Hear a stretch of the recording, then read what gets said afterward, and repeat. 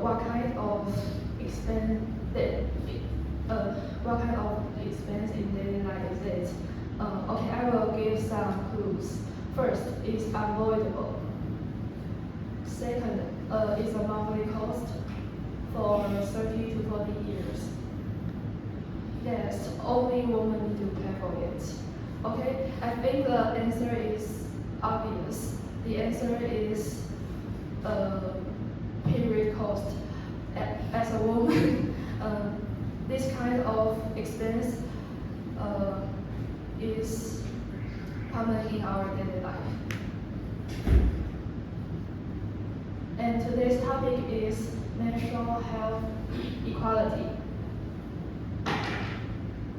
Also, the period poverty in Taiwan seems less visible. However, the research shows that there is still 9% of individuals facing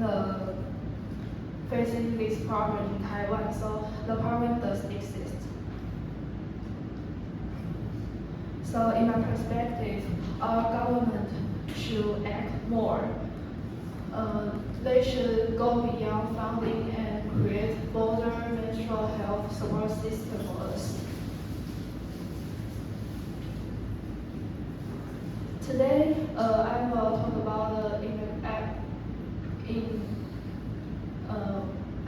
about several topics, including inequality behind menstrual cost, the health risks due to heart attacks, and the critical policy solution.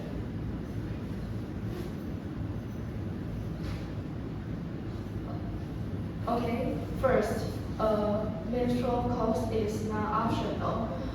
It's a long-term biological expense for every female individuals for about 30 to 40 years every month. And this kind of cost usually is overlooked. However, it will cost economic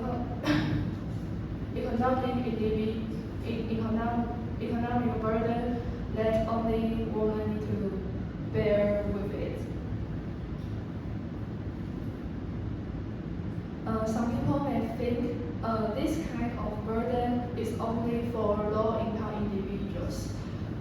The answer is no, because it's also a financial pressure to some families which have multiple female members or family living in high-cost area, such as Taipei.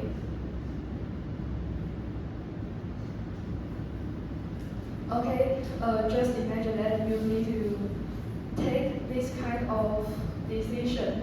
What if you could only choose one of them, your next meal or your sanitary napkin?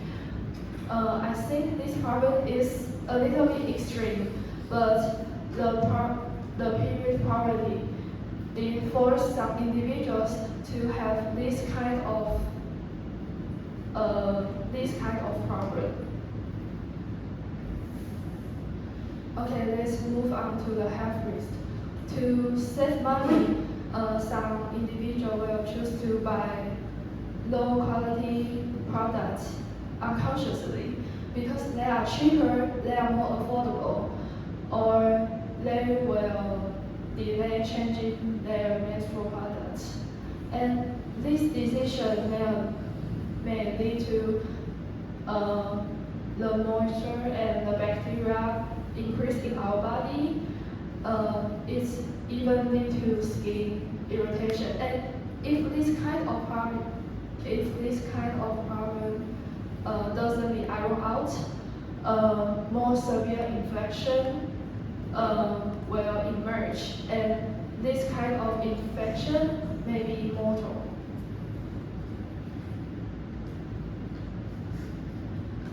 Health changing cycle is about 4 to 6 hours, and some people will think, okay, it's not my business. It's only for the family or the individual who has this kind of habit.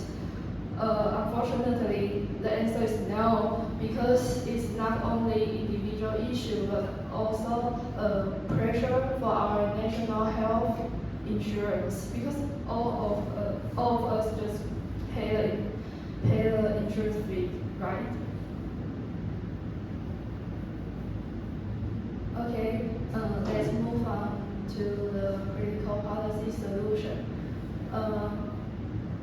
In fact, Taiwan has already taken some intentional steps. For example, as the picture in Taipei, the government already provided a module for female students. So the students can just take the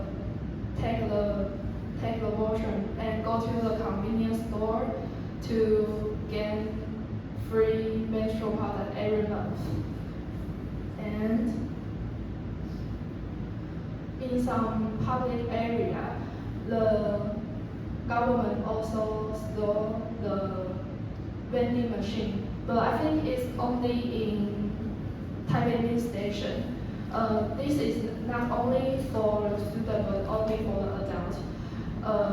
It's for urgent condition because someone may be not prepared for their period, and they can use the certain app to get the free menstrual products.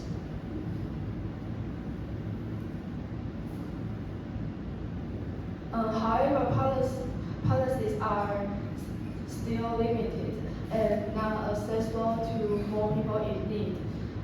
Even in the beginning, the policies were criticized because the government just invest a lot of funding in this kind of project. However, the influence is not very obvious due to the lack of education and the low public awareness. Some people may feel uncomfortable or embarrassed to access the support. Some people face the confusion because every city, every country, they have different implementations. Some people even doesn't know our government and our school provide this kind of support for female individual or for some families.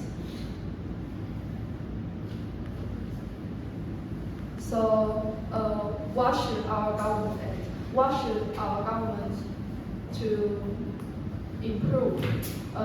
First, they can have cross-section collaboration with school, with social group to enhance the menstrual education and increase the public awareness.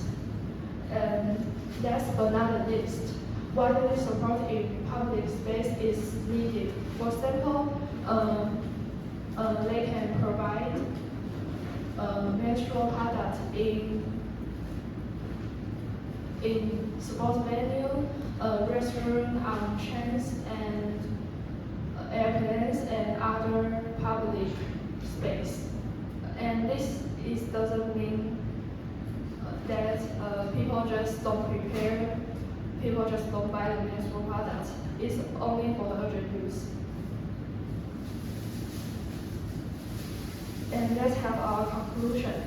Menstrual financial burden creates long-term inequity, and it may lead to health risk.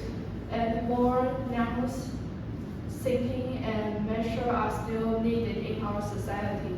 Government should have more actions, provide more support in our society, go beyond the financial assistance only. And this is the end of my presentation. Thank you for your listening.